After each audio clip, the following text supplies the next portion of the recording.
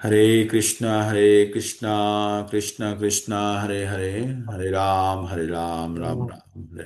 हाँ, ओम नमो भगवते वासुदेवाय। ओम नमो भगवते वासुदेवाय। ओम नमो भगवते वासुदेवाय। ओम अज्ञानतिमिरान्धस्य ज्ञानञ्जनाशलाकया चक्षुरुन्मिलितं येन तस्मै श्रीगुरुभे नमः। हाँ, হরে কৃষ্ণা। তো আমরা প্রতিদিনের ন্যায় আজকে আমরা ভগবদ গীতার ক্লাস করব। ভগবদ গীতা ভগবানের মুখনিসৃত বাণী, আর এটি অতি পবিত্র, অতি নিখুঁত এবং অতি আনন্দদায়ক। আমরা বিভিন্ন আহ, পঠনের মাধ্যমে এটা জেনেছি। আর এটা নিজে অনুভব করা যায়। প্রত্যক্ষ অবগমম ধর্মম সুসুখম কুত্তাবব্বয়ম, মানে এটা পঠন করে বা এটা শ্রবণ করে আনন্দ পাওয়া যায়, সেটি উল্লেখ করা আছে। আর এটি নিজেকে অনুভব করতে হবে, প্রত্যক্ষ অবগমন, মানে নিজেই এটা প্রত্যক্ষ রূপে এটাকে অনুভব করতে হবে, ঠিক? তো এটা ধীরে ধীরে আসবে। আর যাদের আসতে শুরু করেছে, অবশ্যই আপনাদের মধ্যে কিছুটা হলেও আসতে শুরু করেছে, তাই আপনারা সকালবেলায় কষ্ট করে সব কিছু বিছানাপত্র গরম ঠান্ডা স্নান করে ত্যাগ করে আপনারা জয়েন করেন। তো আমরা ভগবদ গীতায় কি জানতে পারি? প্রতিদিন যেটা বলি, ভগবদ গীতা থেকে আমরা পাঁচটি বিষয় সম্বন্ধে জানতে পারি। পাঁচটি বিষয় কি? পাঁচটি বিষয় হচ্ছে ঈশ্বর, জীব, প্রকৃতি, সময় এবং কর্ম। এই পাঁচটি বিষয়ের মধ্যে প্রথম চারটি বিষয় সম্পূর্ণরূপে ভগবানের নিয়ন্ত্রণাধীন। আর পঞ্চম বিষয়টি হচ্ছে, যদিও এটি ভগবানের নিয়ন্ত্রণাধীন, তবুও মনুষ্য বা মানুষের এখানে আহ, কিছু করার জায়গা আছে, কর্ম করার অধিকার আছে, যদিও তার ফলের আশা করা নিষিদ্ধ বা উচিত নয়। যেমনটা 2 নম্বর অধ্যায়ের 47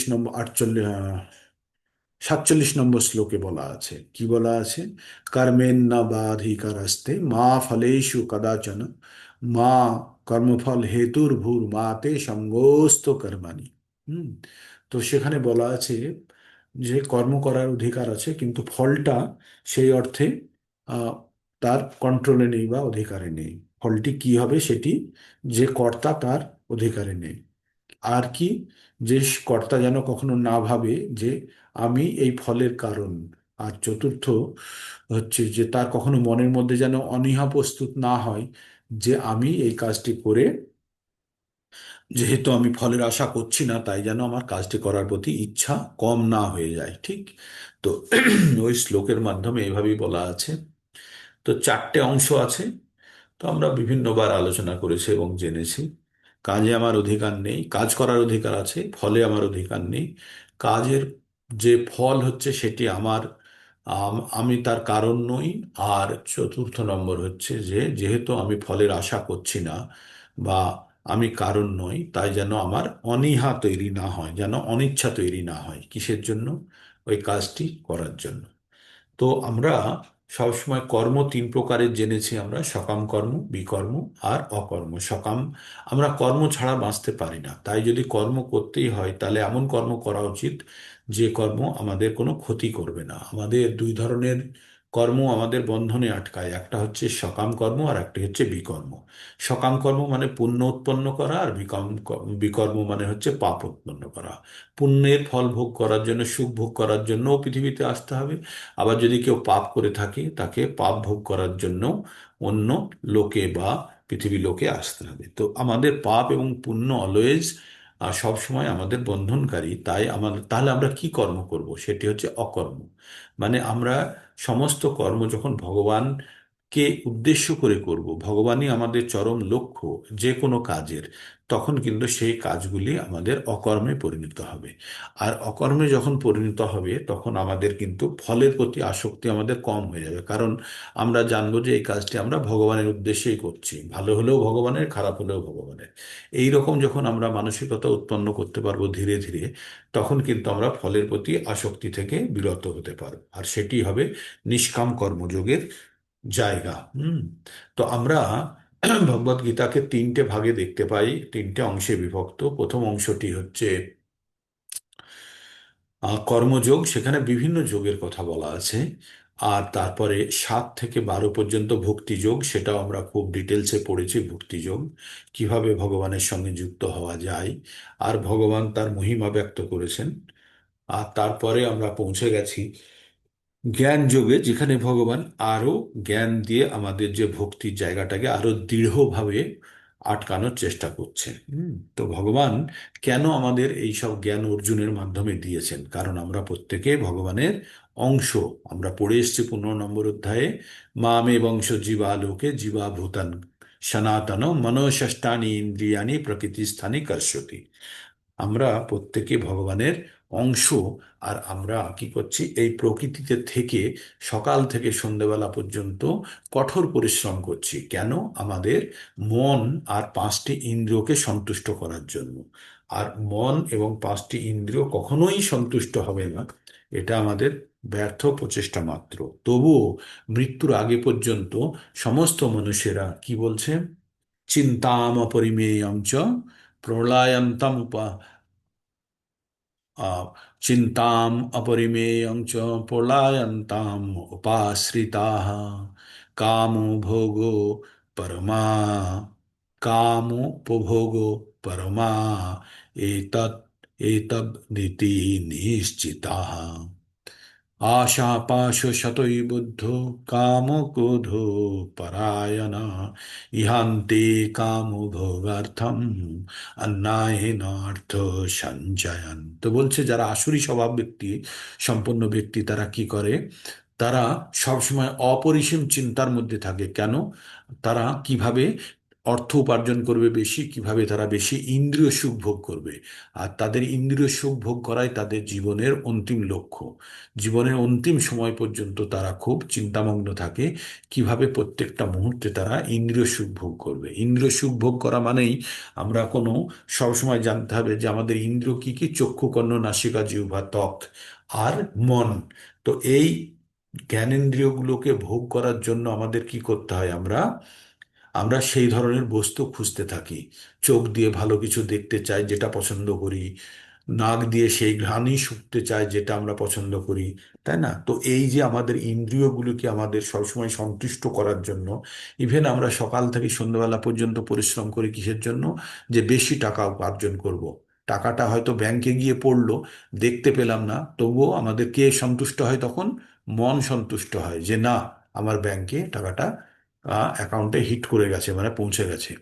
তো এইভাবে আমরা সকাল থেকে সন্ধ্যাবেলা পর্যন্ত কঠোর পরিশ্রম করি আমাদের ইন্দ্রিয় তৃপ্তির জন্য। এটাই মনুষ্য জীবনের মানে এটা প্রকৃতি। তাহলে এই গুণগুলি কিন্তু কোনো সুর বা কোনো দিব্য স্বভাব সম্পন্ন ব্যক্তির নয়। এই গুণগুলি হচ্ছে এই গুণগুলি হচ্ছে কার?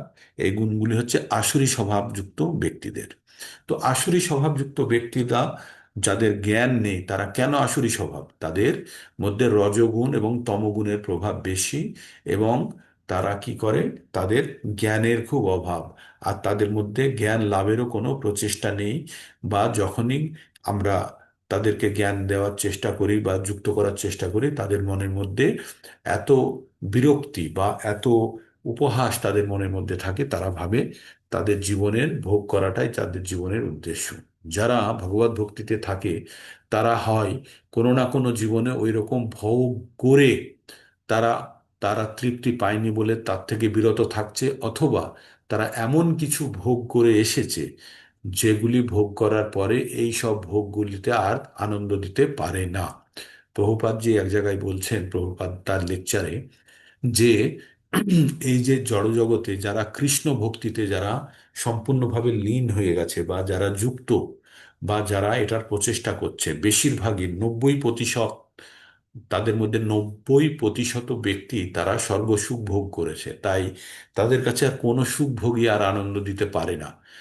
এইটি আমাদের মনের মধ্যে, তাহলে আমরা কি করে মনে করব এটি আমাদের মনের মধ্যে সুপ্ত অবস্থায় আছে সমস্ত ঘটনাগুলি? আর যখনই আমরা ভগবত ভক্তির সঙ্গে যুক্ত হই বা যুক্ত হওয়ার চেষ্টা করি, তখনই সেই বিরক্তিগুলি ধীরে ধীরে জাগ্রত হয় এবং কৃষ্ণ প্রেম উৎপন্ন হয়।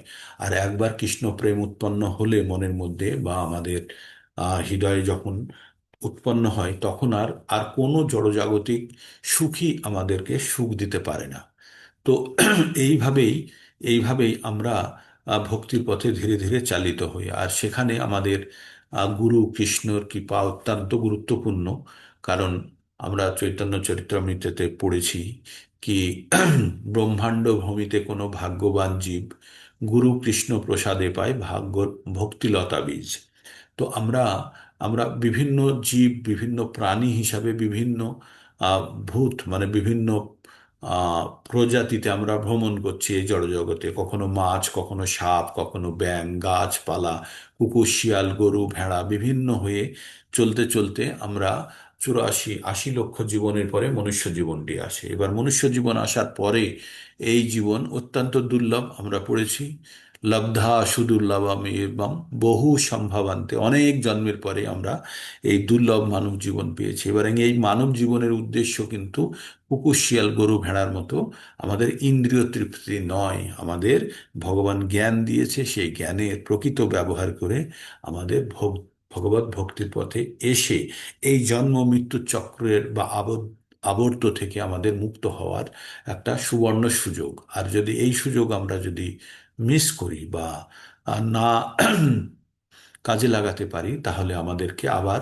সেই জন্ম মৃত্যু চক্রে আবার আমাদের কিন্তু আবর্তিত হতে হবে। আর জন্ম মৃত্যু চক্রে আবর্তিত হতে থাকলে কি হয়, আমরা জন্মগ্রহণ করার সময় এক রকমের কষ্ট, বৃদ্ধ হলে, অসুস্থ হলে, আর মৃত্যুর সময় কষ্ট গেল। তাছাড়া আরো 3টে কষ্ট আছে, আধি আত্মিক, আধি ভৌতিক আর আধি দৈবিক। এই 7 প্রকার সমস্যার মধ্যে দিয়ে যেতে হয় যারা জীবনের পুনরায় তারা জীবন চেয়ে থাকেন। কিন্তু ভগবত ভক্তি করলে, যারা ভগবত ভক্তি করে থাকে, তারা কখনো আর পুনরায় জন্মগ্রহণ করে না। তাই ভগবান এক জায়গায় বলছে মাম উপেত্তু পুনর্জন্ম দুঃখালয়ম অশাশ্বতম। ভগবানকে পেয়ে গেলে আর এই দুঃখালয়ম অশাশ্বতমে নাপনুবন্তি মহাত্মান স্বয়ং সিদ্ধিম পরিণাম ঘটা।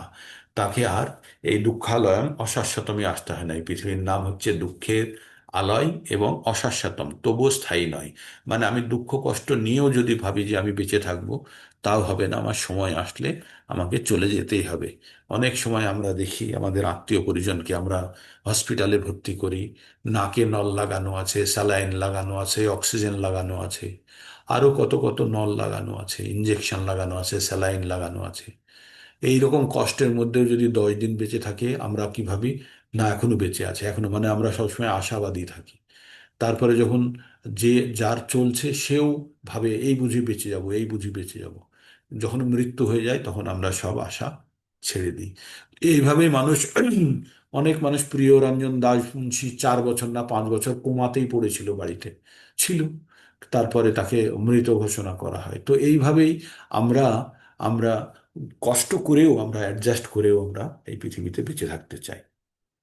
আমরা জ্ঞান যোগের অধ্যায়গুলো পঠন করলাম, জ্ঞান যোগ থেকে আমরা জ্ঞান পেলাম, 17 নম্বর পর্যন্ত আমরা জেনে নিলাম বদ্ধ জীবেদের কি অবস্থা।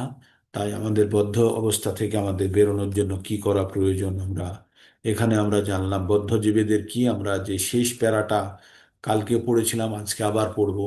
এই যতক্ষণ না ভাগবত গীতা শেষ হচ্ছে, প্রতিদিন এই জায়গাটা আপনাদেরকে পড়ে পড়ে শ্রবণ করানোর চেষ্টা করব। বদ্ধ অবস্থায় মানুষ দেব দেবী, ভূত প্রেত অথবা কুবের আদি যক্ষদের পুজো করার প্রতি আসক্ত থাকে। রজ এবং তমগুণ থেকে শতগুণ শ্রেয়। কিন্তু যিনি প্রত্যক্ষভাবে কৃষ্ণ ভাবনা গ্রহণ করেছেন, তিনি এই জড়জগতের 3টে গুণেরই অতীত। খুব গুরুত্বপূর্ণ কথা। যদি প্রকৃতপক্ষে কৃষ্ণ ভাবনা যদি আপনি গ্রহণ করে নিতে পারেন, তাহলে আপনি কিন্তু এই 3টে গুণের অতীত। তিনি এই জড় প্রকৃতির 3টে গুণের অতীত। যদিও ক্রমান্বয়ে উন্নতি সাধন করার পন্থা রয়েছে। কেউ ক্রমান্বয়ে মানে একটার পর একটা। কেউ মনে করেন এই জীবনে তমগুণে থাকলো, পরের জীবনে সে শতগুণে রজগুণে উন্নীত হলো, তারপরে আরো 10টা জীবন পার করে সে শতগুণে গেল এবং পরবর্তীতে সে গুণাতীত অবস্থায় যেতে পারে। এটাকে বলছে ক্রমান্বয়ে উন্নতিকরণ। হ্যাঁ? তো প্রকৃতির যদিও ক্রমান্বয়ে উন্নতি সাধন করার পন্থা আছে, তবুও কেউ যদি শুদ্ধ ভক্তের সঙ্গ লাভ করে, কেউ যদি শুদ্ধ ভক্তের সঙ্গ লাভ করে, ফলে সরাসরি কৃষ্ণ ভাবনা গ্রহণ করতে পারে। আজকে আপনারা যদি, অনেকেই আমরা রজতম গুণের মধ্যে এখনো আছি, তবুও যদি কৃষ্ণ ভাবনার উন্মেষ আমাদের মধ্যে হয়ে থাকে, তাহলে কিন্তু আমাদের আর ওই পর্যায়ক্রমে যেতে হবে না। তারপরে আহ শত, তারপরে গুণাতীত অবস্থা না, সরাসরি সে রজ থেকেও গুণাতীত অবস্থায় যেতে পারে। তাই ভগবান এক জায়গায় বলছে না, ক্ষিপ্রম ভবতি ধর্মাত্মা শাশ্বত শান্তিং নিগচ্ছতি কোন্তেয় প্রতি জানিহি নামে ভক্তা পুনশ্যতি। এটা বলছে 9 নম্বর অধ্যায় 30 নম্বর শ্লোকে, যে যারা দুষ্কৃতিকারী, যারা খারাপ কাজে লিপ্ত ছিল, পাপাচারী, তারাও যদি ভগবত ভক্তিতে যদি সম্পূর্ণভাবে লীন হয়ে যায়, তাদেরকেও মহাত্মা বলে জানবে। তাই এখানেও সেটি পুষ্ট হচ্ছে, যদি কেউ কোনো শুদ্ধ ভক্তের সান্নিধ্যে এসে এসে যদি সরাসরিভাবে কৃষ্ণ ভাবনা গ্রহণ করতে পারেন, সেটি হচ্ছে সর্বশেষ পন্থা। এই অধ্যায়ে সেটি অনুমোদন করা হয়েছে। আমরা যেমন বাল্মীকি দস্যুর কথা শুনি, সে আগে দুরাচারী, তমগুণী, পাপাচারী, রজগুণী ছিলেন, কিন্তু সে নারদ মুনির সঙ্গ লাভ করতেই সে সাধনা শুরু করেন এবং পরবর্তীতে তিনি বাল্মীকি মুনি রূপে তিনি প্রতিপন্ন হন, তাই না? তো তেমনি আমাদের, যদি কেউ সদ্গুরুর সান্নিধ্য পেয়ে থাকেন বা কোনো শুদ্ধ বৈষ্ণবের সান্নিধ্য পেয়ে থাকেন, তাহলেও তার উন্নতি সাধন সম্ভব। আর এটি সর্বশ্রেষ্ঠ পদ্ধতি। বলছে এই জীবন সার্থক করতে হলে সর্বপ্রথমে সদ্গুরুর পাদপদ্মে আশ্রয় গ্রহণ করতে হবে এবং তার পরিচালনায় প্রশিক্ষণ গ্রহণ করতে হবে। তখন পরম তত্ত্বের প্রতি বিশ্বাস উদয় হবে। এই প্রশিক্ষণ গ্রহণ করলে, মানে শিক্ষা গ্রহণ করলেই ধীরে ধীরে আমরা পরম তত্ত্বটা জানতে পারবো। পরম তত্ত্ব কি? আমরা শরীর নই, আমরা আত্মা, আমরা ঈশ্বরের অংশ। আর এই শরীর, এই বাহন বা বস্ত্ররূপী শরীরের মধ্যে আত্মা বিরাজমান, তার অপূর্ণ ইচ্ছাকে পূরণ করার জন্য। এগুলোই হচ্ছে আধ্যাত্ম তত্ত্ব।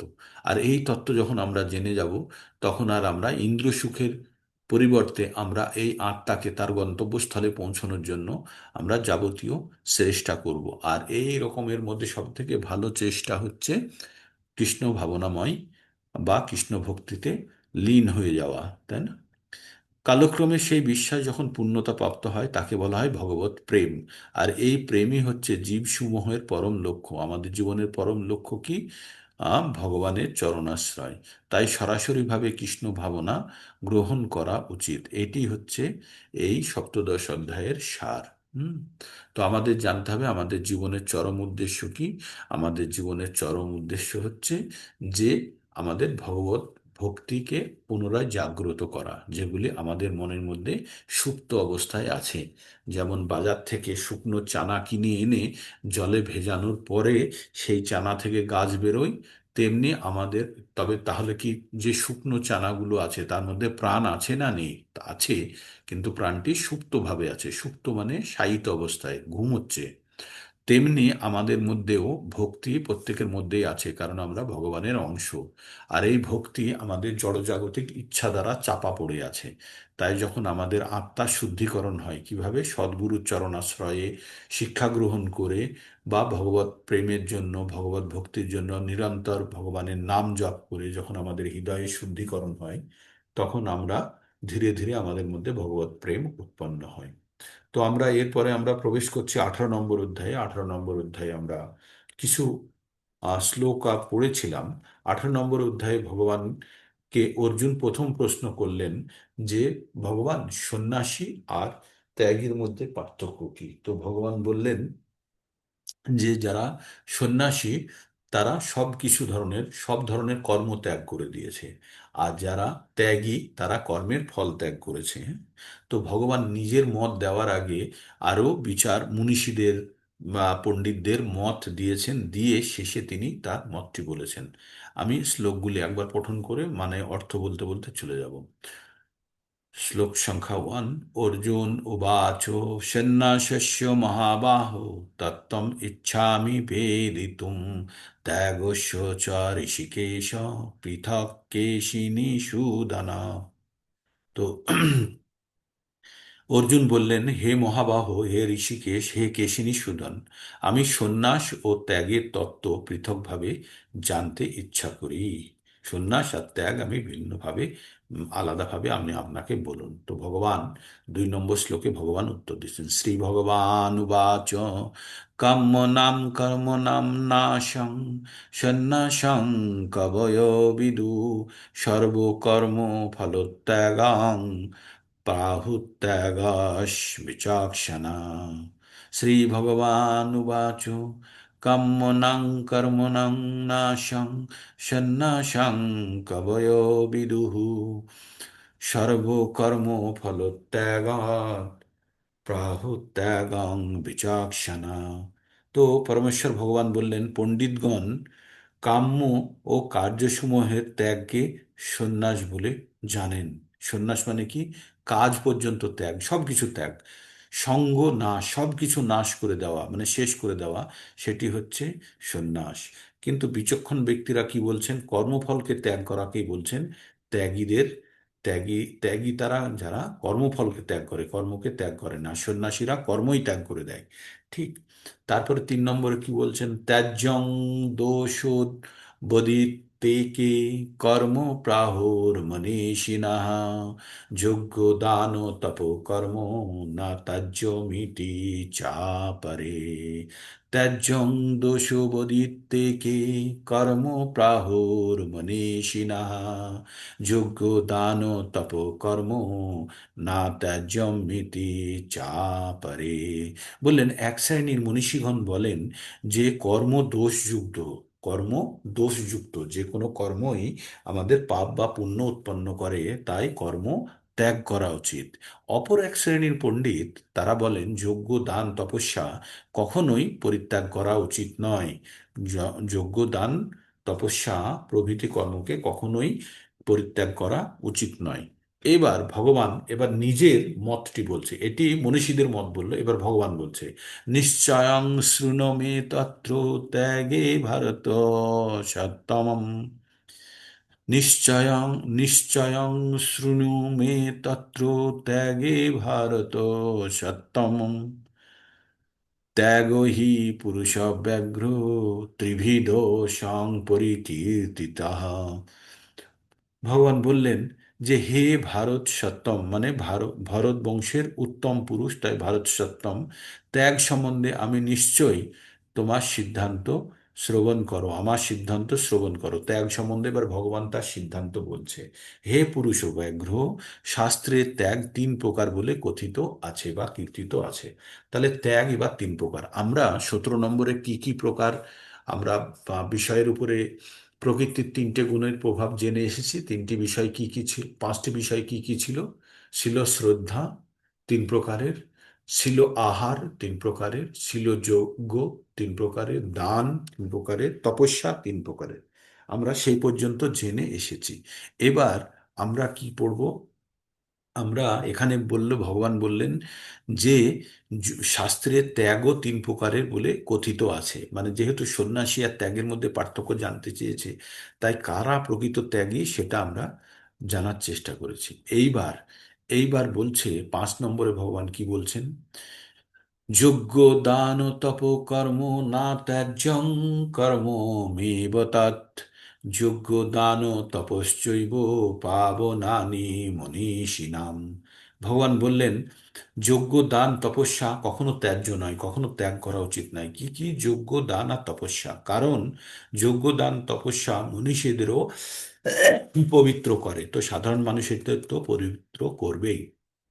এবার 6 নম্বরে ভগবান কি বলছেন? এন্না এত্তান্ন পিতু কর্মাণি সঙ্গম ত্যক্তা ফলানি চ কর্তব্য নীতি মে পার্থ নিশ্চিতাং মম উত্তমম। ভগবান কি বললেন?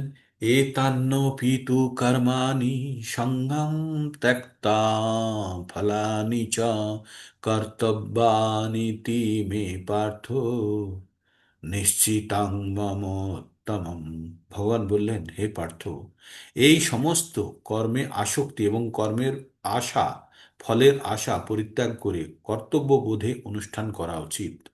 তাই কি বলল, যে সমস্ত ফলের আশা পরিত্যাগ করে কর্ম ত্যাগ করা উচিত নয়, আমাদের কি করা উচিত, কর্মের প্রতি, ফলের প্রতি আসক্ত এবং ফলের আশা, ফলের, কর্মের প্রতি আসক্তি এবং ফলের আশা পরিত্যাগ করে কর্ম, কর্তব্যবোধে কর্ম করা উচিত। এটি নিশ্চিত এবং উত্তম অভিমত।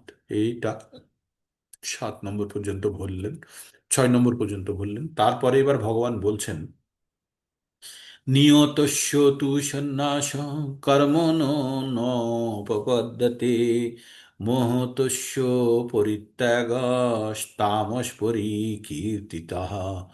ভগবান কি বললেন, নিয়তস্য তু সন্ন্যাস কর্মণা নবপপদ্যতে মোহতস্য মহাতস্য পরিত্যাগস্তামস পরিকীর্তিতঃ। বলছে, যিনি নিত্যকর্ম ত্যাগ করেন, আমার নিত্যকর্ম ত্যাগ করেন মোহবশত, তার ত্যাগকে বলা হয় তামসিক ত্যাগ। মোহবশত, যে জিনিস মোহবশত ত্যাগ করা হয় তাকে, বা অজ্ঞানতার দ্বারা ত্যাগ করা হয়, তাকে বলছে তামসিক ত্যাগ। কি বলছে, জড় সুখ ভোগের উদ্দেশ্যে যে সমস্ত কর্ম তা অবশ্যই পরিত্যাজ্য। জড়, এখানে এখানে প্রথমে বুঝে নিন, আমরা কি পড়ছি, আমরা ত্যাগ সম্বন্ধে পড়ছি। কি ত্যাগ পড়ছি, আমরা পড়ছি যে, আমরা পড়ছি তামসিক ত্যাগ। কি ত্যাগ, কেমন, যে কোনো কর্ম ত্যাগ করছে কিসের জন্য, মোহবশত, মোহবশত কর্ম ত্যাগ করছে। যেমন আমরা সকালে, আমরা বলি না যে সকালে উঠে একটু ভগবত ভক্তি করে নে, যদি এটাকে কর্ম হিসাবেই ধরি, কিন্তু বলছে না, এ কর্ম আমি ত্যাগ করে দিলাম, কারণ আমি বিছানা গরমের মধ্যে আমি আরেকটু ঘুমোতে চাই। তো এই ধরনের ত্যাগ হচ্ছে এ অলসতার জন্য, বা মোহ, ঘুমের প্রতি তার মোহ আছে, আকর্ষণ আছে, আসক্তি আছে, সেই জন্য সে এই কর্মটিকেই ত্যাগ করে দিল। তো এই ধরনের ত্যাগকে কি বলছে, এই ধরনের ত্যাগকে তামসিক ত্যাগ বলছে। তাই শুনুন এখানে, তাই বলছে আবার, আবার এই সমস্ত আমাদের কর্ম ত্যাগ করা উচিত যেগুলো আমাকে জড় সুখ ভোগের জন্য আমাকে চালিত করে, সেই সমস্ত কর্মকে ত্যাগ করার জন্য এতে দেওয়া আছে, নির্দেশ দেওয়া আছে। তাই বলছে, জড়সুখ ভোগের উদ্দেশ্যে যেই সমস্ত কর্ম তা অবশ্যই পরিত্যাজ্য, কিন্তু যে সমস্ত কর্ম মনুষ্যকে পারমার্থিক ক্রিয়াকলাপে উন্নীত করে, যেমন ভগবানের জন্য রান্না করা, ভগবানকে ভোগ নিবেদন করা, ভগবত প্রসাদ গ্রহণ করা অনুমোদন করা হয়েছে। শাস্ত্রে বলা হয়েছে যে সন্ন্যাসী নিজের জন্য রান্না করা উচিত নয়, কিন্তু নিজের জন্য রান্না করা নিষিদ্ধ, কিন্তু পরমেশ্বর ভগবানের জন্য রান্না করতে কোনো বাধা নেই। তেমনি শিষ্যকে কৃষ্ণ ভাবামৃত লাভের পথে এগিয়ে যেতে সাহায্য করার জন্য সন্ন্যাসী বিবাহযোগ্য অনুষ্ঠান করতে পারেন। এই সমস্ত কর্মগুলিকে যদি কেউ পরিত্যাগ করে, তাহলে বুঝতে হবে সেগুলি তমগুণে পরিত্যাজ্য। মানে ভগবানের উদ্দেশ্যকৃত কর্ম আছে, কিন্তু আমরা আলস্যের জন্য, অজ্ঞানতার জন্য যদি ত্যাগ করি, তাহলে সেগুলি হচ্ছে তামসিক ত্যাগ। এইবার চলে যাব 8 নম্বরে। এবার রাজসিক ত্যাগ কি বলছে, বলছে, দুঃখ মিত্যেব যৎ কর্ম কায় ক্লেশ ভয়াৎ ত্যজেৎ সকৃত্তা রাজসং ত্যাগং নৈব ত্যাগ ফলং লভেৎ। দুঃখ মিত্যেব যৎ কর্ম কায় ক্লেশ ভয়াৎ ত্যজেৎ সকৃত্তা রাজসং ত্যাগং নৈব ত্যাগ ফলং লাভেত। বলছে, যিনি নিত্যকর্মকে দুঃখজনক বলে মনে করে দৈহিক ক্লেশের ভয়ে ত্যাগ করেন, তিনি অবশ্যই রাজসিক ত্যাগ করে ত্যাগের ফল লাভ হয় না। এই যে সকালবেলায় ভগবত ভক্তি করার জন্য উঠতে গেলে অনেকেই, আমরা বেশিরভাগই স্নান করে আমরা ভগবানের এই কর্মযজ্ঞে যোগদান করি। এখন শীতের সময় খুব ঠান্ডা, আর এই ঠান্ডা জলে স্নান করে যদি গরম জলের ব্যবস্থা না থাকে, তাহলে এই ভগবত ভক্তির তখন মনে হয় কি, যে ঠান্ডা চলে যাক, তারপরে যদি পড়তে হয় পড়বো, মনে মনে পড়ে নেবো, মনে মনে ভক্তি করো, শারীরিক কষ্ট দিয়ে ভক্তি করা উচিত নয়। তো এই রকম যারা ভাবনা চিন্তা করে, সেইগুলো হচ্ছে রাজসিক ত্যাগ। কি বলছে, যিনি নিত্যকর্ম, আমাদের নিত্যকর্ম কি, নিত্যকর্ম আর নৈমিত্তিক কর্ম, দুই ধরনের কর্ম হয়। নিত্যকর্ম মানে হচ্ছে আমরা জানি আমরা ভগবানের নিত্য দাস, আর ভগবানের সেবা করাই হচ্ছে আমাদের কর্ম, এটি হচ্ছে নিত্যকর্ম। আর নৈমিত্তিক কর্ম হচ্ছে এই জীবন ধারণের জন্য, এই বেঁচে থাকার জন্য যে ধরনের কর্ম, সেগুলো হচ্ছে নৈমিত্তিক কর্ম। তো নিত্যকর্মকে দুঃখজনক মনে করে দৈহিক ক্লেশের ভয়ে ত্যাগ করেন তিনি অবশ্যই রাজসিক ত্যাগ, এবং এই ত্যাগের ফল লাভ হয় না। এই ত্যাগের কখনো ফল লাভ হয়? হবে না, আমরা তো স্বভাবতভাবেই জানতে পাচ্ছি। তারপরে এবার সাত্ত্বিক ত্যাগ কাকে বলছে বলুন। কার্য মিত্যেব যৎকর্ম নিয়তং ক্রিয়তে অর্জুনা সঙ্গম ত্যক্ত ফলং চৈব সত্যাগ সাত্ত্বিকা মতঃ। কার্য মিত্যেব যৎকর্ম নিয়তং ক্রিয়তে অর্জুনা সঙ্গং ত্যক্তা ফলং চৈব সত্যাগ সাত্বিকা মতঃ। তো ভগবান বললেন, যে কাজ, হে অর্জুন, আসক্তি ও ফল পরিত্যাগ করে কর্তব্যবোধে যে নিত্যকর্মের অনুষ্ঠান করা হয় তাকে আমার মতে সাত্বিক ত্যাগ বলা হয়। কি বলল? আসক্তি এবং ফল পরিত্যাগ করে কর্তব্যবোধে যে নিত্যকর্মের অনুষ্ঠান করে তাকে বলা হয় সাত্ত্বিক। তাহলে আমাদের নিত্যকর্ম কি, আমাদের আমাদের পরিচয় কি? আমরা ভগবানের নিত্য দাস, আর আমাদের নিত্যকর্ম হচ্ছে আমাদের ভগবানের নিরন্তর সেবা করা, ভগবানের সেবা করা। দাসের সেবা হচ্ছে কার? দাসের উচিত প্রভুর সেবা করা। আমাদের প্রভুকে ভগবান, তাই ভগবানের সেবা করা হচ্ছে আমাদের নিত্যকর্ম। আর এই সেবা করার জন্য জীবন ধারণের যে প্রয়োজন আছে, এই জীবন ধারণের জন্য যে কর্মগুলো করি সেগুলোকে বলা হয় নৈমিত্তিক কর্ম। তো বলছে এখানে ফল এবং তার আসক্তি, ফলের প্রতি আসক্তি না রেখে কর্তব্যবোধে যদি কেউ কোনো কিছু ত্যাগ করে, তাহলে সেটিকে বলা হয় সাত্ত্বিক ত্যাগ। ঠিক। এই এই গেল আমাদের সাত্ত্বিক ত্যাগ পর্যন্ত। এবার 11 নম্বর শ্লোকে আমরা কি পড়ব? আমরা আমরা কি পড়ব? আমরা পড়ব যে কর্ম সম্বন্ধে পড়ব। কর্ম, তাহলে আমরা এই অধ্যায়ে আমরা কি কি জিনিস পড়ব? আগের অধ্যায়ে 5টি বিষয় সম্বন্ধে পড়েছি। কি কি? শ্রদ্ধা, আহার, যজ্ঞ, দান আর তপস্যা। আমরা কি পড়ে ফেললাম? এখন পড়ে ফেললাম ত্যাগ, তারপর পড়বো কর্ম, তারপর পড়বো কর্তা, তারপরে পড়বো ধৈর্য, তারপর পড়বো সুখ, তারপর পড়বো বুদ্ধি, তারপরে পড়বো জ্ঞান।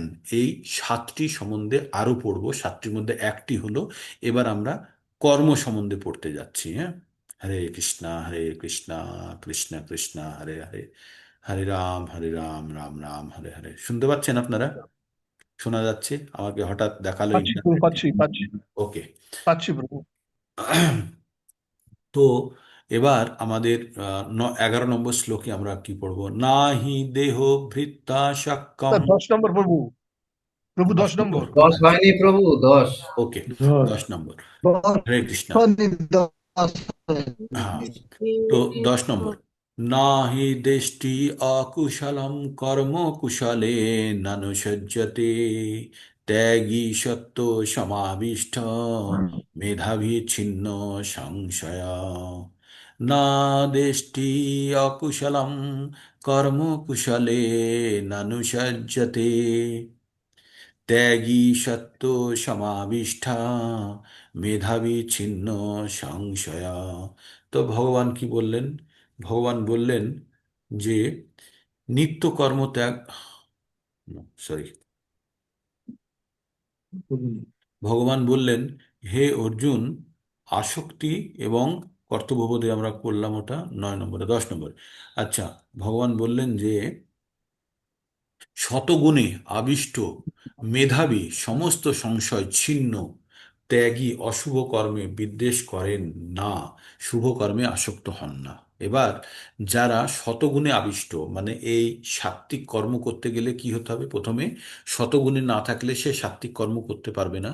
তাই বলছে শতগুণে আবিষ্ট মেধাবী মানে বুদ্ধিমান ব্যক্তি, সমস্ত সংশয় ছিন্ন ত্যাগী, সমস্ত সংশয়, মনের মধ্যে কোনো সন্দেহ নেই, আর ছিন্ন ত্যাগী, সংশয়কে দূর করেছে, করে ত্যাগী অশুভ কর্মে বিদ্বেষ করেন না। কোনো কাজ অশুভ মানে এই কাজটি করা উচিত নয়, তো তার প্রতি তার কোনো ঘৃণা নেই, সেটি করতে যাচ্ছে না কিন্তু তার কোনো ঘৃণা নেই। এবং শুভ কর্ম, যে কাজটি অবশ্যই করা উচিত, তাতে তার আসক্তিও নেই। তার মানে সে কর্মের ফল থেকে সম্পূর্ণভাবে সে নিজেকে ত্যাগ থেকে সে নিজেকে বিচ্ছিন্ন করতে পেরেছে। তাই বলছে মানুষ, যে মানুষ কৃষ্ণ ভাবনাময় বা শতগুণময়, তিনি কাউকে বা শরীরের পক্ষে ক্লেশদায়ক কোনো কিছুকে ঘৃণা করেন না।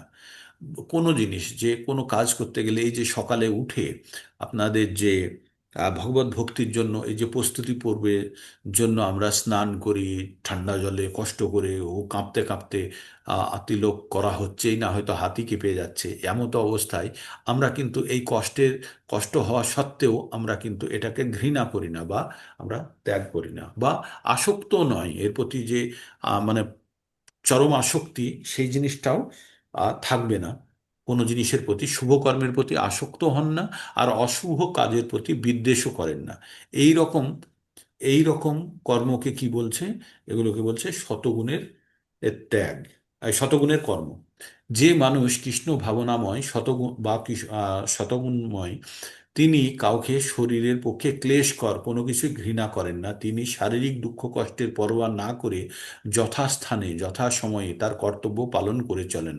ব্রহ্মভূত স্তরে অধিষ্ঠিত হলে এই মানুষেরা সবচেয়ে বুদ্ধিমান, এবং তাদের কার্যকলাপ সব প্রকারেই সন্দেহ সন্দেহ সন্দেহ অতীত বলে জানবে। হুম। তো যারা শতগুণে কর্ম করে, শত শতগুণে যে সাত্বিক কর্ম, সেগুলি হচ্ছে তারা কোনো কাজকে ঘৃণা করে না। আর শরীরের পক্ষে কষ্টদায়ক কোনো কাজ, যে মনে করুন মন্দিরের, আমরা যদি মন্দির মার্জনা করি, তাতে তো কষ্ট আছে, তো তো সেটাকে সে কখনো কষ্টদায়ক বলে, সে শারীরিক কষ্ট বলে সে সেই কাজটাকে ত্যাগ করে না বা ঘৃণা করে না। সেটি আর সে ভাবে যে এটি এটি আমার কর্তব্য, এবং আমার এটা ঠিক সময়ে আমার এই কাজটি করা উচিত। তো এই রকম যারা থাকেন, তারা সবসময় শতগুণ বা গুণাতীত অবস্থায় এই কর্মগুলো করে থাকেন। ঠিক। তারপরে আমরা পড়বো এবার যে রজগুণের রজগুণের কর্ম। রজগুণের কর্মে কি বলছে? রজগুণের কর্মে কি বলছে? রজগুণের কর্মে বলছে যে নাহি দেহি নাহি দেহভৃত্তা সাক্ষম ত্বক্তং কর্ম ন শেষতঃ যত্তু কর্ম ফলত্যাগী সত্যাগী স্তভিধায়তে। নাহি দেহভৃত্তা সাক্ষম ত্যক্তুম কর্মণ্য শেষতঃ যত্তু কর্মফলত্যাগী সত্যাগী অভিধায়তে। তো ভগবান বললেন যে অবশ্যই দেহধারী জীবের পক্ষে সমস্ত কর্ম পরিত্যাগ করা সম্ভব নয়, কিন্তু যিনি সমস্ত কর্মফল পরিত্যাগী, তিনি বাস্তবিক ত্যাগী বলে অভিহিত। তাহলে বাস্তবিকের ত্যাগী কে বলছে? এই জীবের জন্য আমরা যখন প্রথমে লেকচারে শুরু করি, তখন আমরা কি বলি? যে আমাদের কর্ম ত্যাগ করলে কর্ম আমাদের বন্ধনকারী, তাই অকর্ম আমাদের বন্ধন দেয় না। তো তেমনি এখানে বলা হচ্ছে যে আমরা যে কোনো কাজই আমাদের বন্ধনকারী, তাহলে কর্মকে ত্যাগ করা উচিত। কিন্তু এখানে বলছে না, কর্ম ত্যাগ করতে বলছে না। কি ত্যাগ করতে বলছে? কর্মের ফলকে ত্যাগ করতে বলছে। তাহলে কর্মের ফলকে যখন ত্যাগ করা হয়, তখনই হচ্ছে সেটি বাস্তবিকের ত্যাগ। আর কর্মকে ত্যাগ করাকে আমরা প্রথমে পড়েছি সন্ন্যাস। তাই বলছে এখানে অবশ্যই দেহধারী জীবের পক্ষে সমস্ত কর্ম পরিত্যাগ করা সম্ভব নয়, কিন্তু যিনি সমস্ত কর্মফল পরিত্যাগী, তিনি বাস্তবিকে ত্যাগী নামে অভিহিত হন। এটা কত নম্বর গেল? 11 নম্বর। এবার 12 নম্বরে কি 11। বলছে? এইবার কর্মের ফল কি কি রকমের হয়। হ্যাঁ, কর্মের ফল অনিষ্ট ইষ্টম অনিষ্টমিষ্টম মিশ্রং চ ত্রিবিধং কর্ম ন ফলম ভবত্যাগ ভবত্যাত্যাগিনাং পেত্তো নাতু সন্ন্যাসিনাং ক্বচিৎ। অনিষ্ট ইষ্টম মিশ্রম চ ত্রিবিধং কর্মণ ফলম ভবত্যাত্যাগিনাং পেত্ত নাতু সন্ন্যাসিনাং ক্বচিৎ। কি বললেন? ভগবান বললেন যারা কর্মফল ত্যাগ করেনি তাদের পরলোকে অনিষ্ট, ইষ্ট এবং মিশ্র। এবার আমাদের জানতে হবে, আমরা বলি না সকাম কর্ম, বিকর্ম আর অকর্ম, বলি তো 3 রকমের কাজ হয়।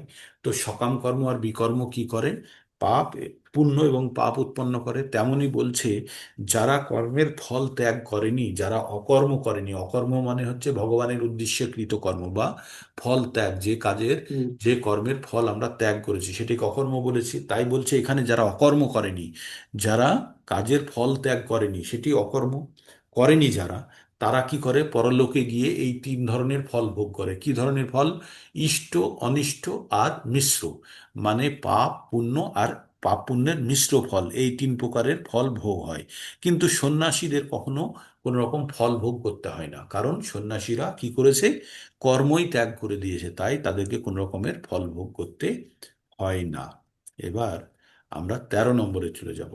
এবার যে কোনো কাজ করতে গেলে কাজের আমরা কেন ফলের আশা করা উচিত না সেইটার ব্যাখ্যা আমরা যদি করতে যাই, যে কোনো কাজ করলে কাজে আমরা ছাড়াও আরো অনেকগুলো আহ, ঘটনা আছে যেগুলো এই কাজটির উত্তর বা কাজটির ফল নির্ধারণ করে। একটি বাচ্চা পরীক্ষার খাতায় খুব সুন্দর লিখলো, লিখে সে কখনো বলতে পারে আমি ফার্স্ট হব?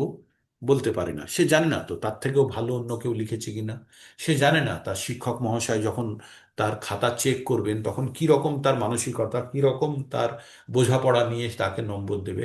তাই ছেলেটির হাতে কি আছে, সুন্দরভাবে পরীক্ষা দেওয়াটা আছে, কিন্তু ফল আরো অন্যান্য ঘটনার উপরে নির্ভর করে। তো যে কোনো ঘটনার, যে কোনো কার্যের ফল 5টি বিষয়ের উপরে নির্ভর করে, সেটি আমরা এখন পড়ব। পঞ্চৈতানি মহাবাহু কারণানি নিবধ মে, সাংখ্যে কৃত্তান্তে প্রক্তানি সিদ্ধায়ে সর্বকর্মণাম।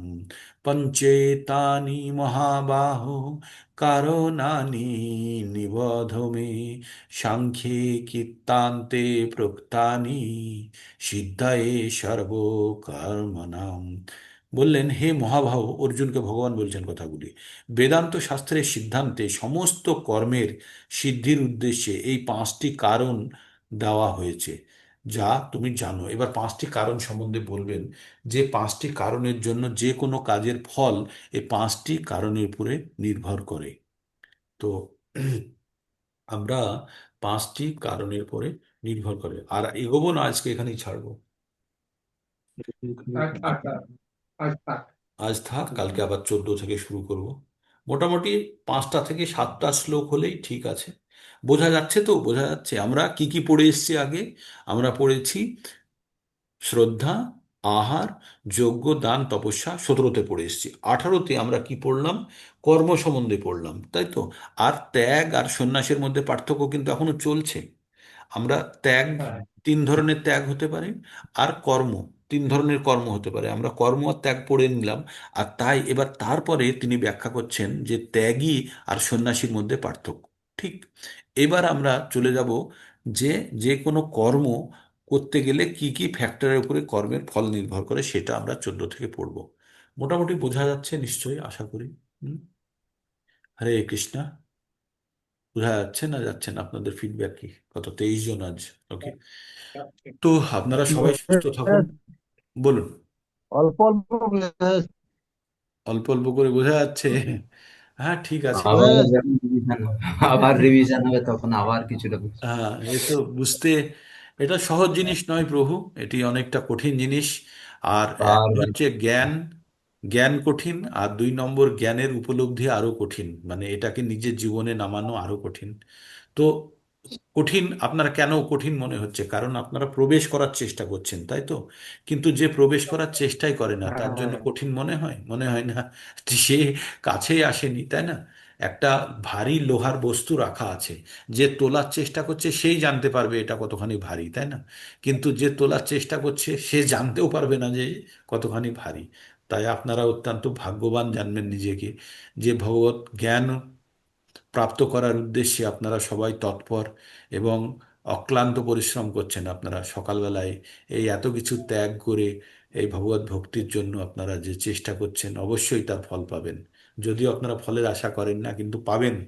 কেউ আপনাদেরকে আটকাতে পারবে না। শুধু আপনারা নিয়মিত ভগবানের কাছে শরণাগত থাকুন, ভগবানের কাছে প্রার্থনা করুন, ভগবানের পবিত্র নামে জপ করুন, আর নিজে এই যে জ্ঞানগুলো প্রাপ্ত করছেন, ছোট ছোট করে আমরা এই জ্ঞানগুলোকে আমাদের জীবনে প্রয়োগ করার চেষ্টা করি, তাই না?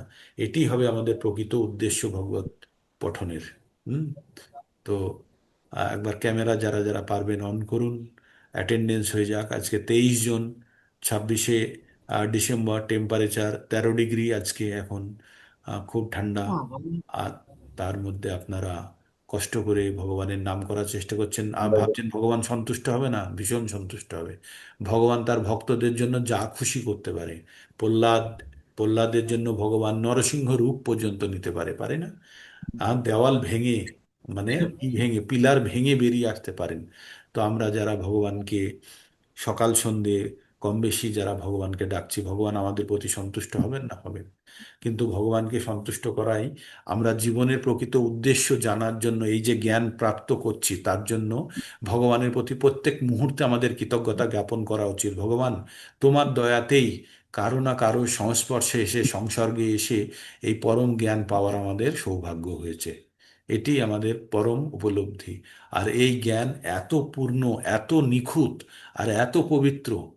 আর এই জ্ঞান আমাদেরকে চরম গতি প্রদান করতে পারে, আমাদেরকে চরম গতি প্রদান করতে পারে। জ্ঞান বুঝে শুনুন, না বুঝে শুনুন, প্রত্যেক মুহূর্তে এগুলি ফলদায়ী। ঠিক আছে? তো চিন্তা করবেন না সব কথাগুলো বুঝতে পারছি না, কিছু কিছু মাথার উপর দিয়ে চলে যাচ্ছে, যাক, যাক উপর দিয়ে, তবুও শক্ত হয়ে ধরে বসে থাকুন। অবশ্যই আপনারা তার ভালো সুফল পাবেন। ঠিক আছে? কারো কোনো প্রশ্ন থাকলে বলতে পারেন, যদি না থাকে তাহলে শেষ করব। হুম? এটা গ্যালাক্সি ES5 বলে কোন প্রভুজি মাতাজি জয়েন করেছেন, ওটার নাম জানা যাচ্ছে না। কি একটু নাম বলবেন নামটা গ্যালাক্সি? মাতাজি একটু যদি ক্যামেরা অন করতে পারেন বা নাম বলতে পারেন তাহলে আমরা অবগত আমি হই হয়তো আপনার সম্বন্ধে। নতুন নাকি প্রভু? হতে না পারে। না, নতুন নয়, পুরনোই হবে। চেঞ্জ করার সময় নাম পাল্টে যায়। না, তিনি যেমন একবার আমাদের দিলীপ বিশ্ব। কথা বলুন, আমি আনমিউট করতে পারবেন? আনমিউট করতে পারবেন? আনমিউট করুন তো, প্রভুজি মাতাজি যে জয়েন আছে। করেছি, তো জয়েন করেছি। তো হতে পারে তাদের মধ্যে কেউ, সেই জন্য জানতে চাইছি। একবার আনমিউট করুন তো দেখি। হুম। আনমিউট করে কথা বলুন। হরে কৃষ্ণা, হরে কৃষ্ণা। হুম, বুঝতে ঠিক পারছি আছে। না। ঠিক আছে, যে আছে পরে জানা যাবে। চেষ্টা করুক, শুনুক, যে যে শুনুক। তো ঠিক আছে, এই ঠিক ছিল। আছে। আর প্রভু কিছু বলার? বই ডিস্ট্রিবিউশনে কি হবে? বুক ডিস্ট্রিবিউশন তো হচ্ছে না, বাকিরা সবাই একটা করছে হয়েছে। আমি কিন্তু এই শীতের মধ্যে, কালকে 25শে সময় ডিসেম্বরেও। সময় সময় পাচ্ছি না প্রভুজি, আমি ভাবছিলাম ট্রেনেই যাব, কিন্তু সময় পাচ্ছি না। ঠিক আছে, একটু মনে মনে প্ল্যান করুন। আর যারা যারা আমাকে বলে রেখেছেন তাদের গ্রন্থগুলি খুব তাড়াতাড়ি পৌঁছে যাবে আপনাদের কাছে। দেবেন্দ্র প্রভু, দেন আর একজন বলেছেন, মাতাজিও বলেছেন, আর আমি সুনীল আমি প্রভু। মনমোহন প্রভুকে বলেছি দুটো বই নেবো, আমি নিজেই নিয়ে নেবো ওখান থেকে। তো আচ্ছা, মনমোহন ঠিক প্রভুর আছে। থেকে নিয়ে নিন না, আছে তো মনমোহন প্রভুর কাছে। না, ঠিক আছে, আমি আমি আমি নিয়ে নেবো না হলে। আমি যাবো এই সপ্তাহ বা পরের সপ্তাহে, যখন স্টিচ কাটতে যাবো তখন নিয়ে চলে আসবো। ঠিক আছে। দেখুন প্রভু অসুস্থ অবস্থায়, জাগনেশ্বর প্রভু অসুস্থ, আহ, নূপুর মাতাজি অ্যাক্সিডেন্ট করেছেন, অসুস্থ, অলোক সাহা প্রভু অসুস্থ। আমরা চাই সবাই আপনারা তাড়াতাড়ি সুস্থ হয়ে উঠুন, ভালো থাকুন, ভগবানের ভক্তি করুন। হ্যাঁ, এই আমাদের চাওয়া। হরে কৃষ্ণ, হরে কৃষ্ণ, কৃষ্ণ কৃষ্ণ হরে হরে, হরে রাম রাম রাম, হরে হরে। আজকে এখানে শেষ করছি। হরে কৃষ্ণ।